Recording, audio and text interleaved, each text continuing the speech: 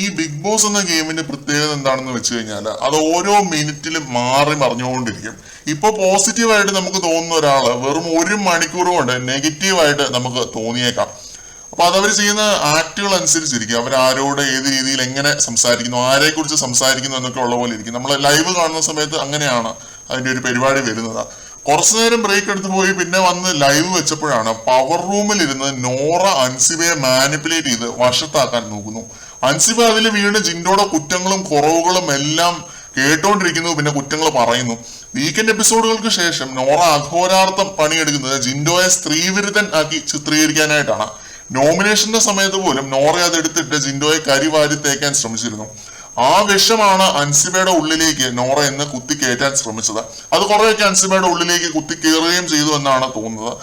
ആദ്യം സ്ത്രീവിരുദ്ധത പറയുമ്പോൾ സംസാരിക്കാൻ അറിയാത്തതുകൊണ്ട് മണ്ടത്തരം കാരണം പറയുന്നതാണെന്ന് ഓർത്തു, അത് പറഞ്ഞ് എന്നെ കുറെ പറ്റിച്ചു, പക്ഷെ ഇപ്പൊ എനിക്ക് മനസ്സിലായി എന്നൊക്കെ അൻസിബ പറയുകയാണ്.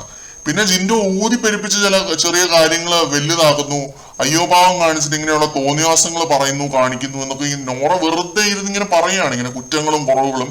നോറ അറിയാമല്ലോ, ചീവീടാണ്, ഇങ്ങനെ തുടങ്ങിക്കഴിഞ്ഞാൽ പിന്നെ നിർത്തത്തില്ല. അപ്പൊ ഉടനെ അൻസിബ ജിൻഡോ എന്നെ പറ്റിച്ചു ഇത്രയും കാലം, തമാശയാണെന്ന് പലരും ചിന്തിക്കുന്നുണ്ടാവും, പ്രേക്ഷകരും അങ്ങനെയായിരിക്കും ചിന്തിക്കുന്നത്, പ്രേക്ഷകർ വിഡ്ഢികളാക്കുകയാണെന്നുള്ള രീതിയിലൊക്കെ പറയുന്നു. പിന്നെ മറ്റേ ജിൻഡോയുടെ നിലനിൽപ്പിന് വേണ്ടി പുള്ളി എന്തും ചെയ്യും, അമ്മേനെ അച്ഛനെ ഒന്നും നോക്കില്ല എന്ന ഒരു സാധനമൊക്കെ എടുത്തിട്ട് ഭീകരമായ ഒരു പോയിസൺ ഇഞ്ചക്റ്റിംഗ് ആണ് നമ്മൾ കാണുന്നത് നോറയുടെ വക.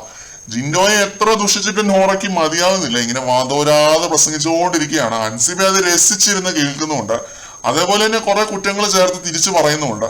അൻസിബ എനിക്ക് താല്പര്യമുള്ള ഒരു കണ്ടസ്റ്റന്റ് തന്നെയായിരുന്നു, അത് അൻസിബയുടെ ഒരു ക്വാളിറ്റി കാരണമാണ് എനിക്ക് താല്പര്യം ഉണ്ടായിരുന്നത്. ഇതോടെ എനിക്ക് അൻസിബയോടുള്ള എല്ലാ മതിപ്പും പോയി.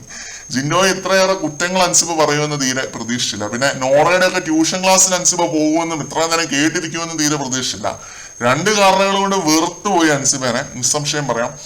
നമ്മള് കാര്യങ്ങൾ വളരെ സ്ട്രെയിറ്റ് ഫോർവേഡ് ആയിട്ട് പറയുന്ന ഒരു ചാനലാണ്, അതുകൊണ്ടാണ് ഇത്രയും പച്ചയ്ക്ക് നമ്മൾ ഇതൊക്കെ പറയുന്നത്. ഇഷ്ടമായില്ലെങ്കിൽ ഇഷ്ടമായില്ല എന്ന് തന്നെ പറയും, അല്ലാതെ അതിനകത്ത് ഒരു ഷുഗർ കോട്ടിംഗ് പരിപാടിയില്ല. ഇനി ഭാവിയിലും അതേ രീതിയിൽ തന്നെ നമ്മൾ കണ്ടിന്യൂ ചെയ്യുന്നതായിരിക്കും. കൂടുതൽ അപ്ഡേറ്റുകളുമായിട്ട് വീണ്ടും കാണാം.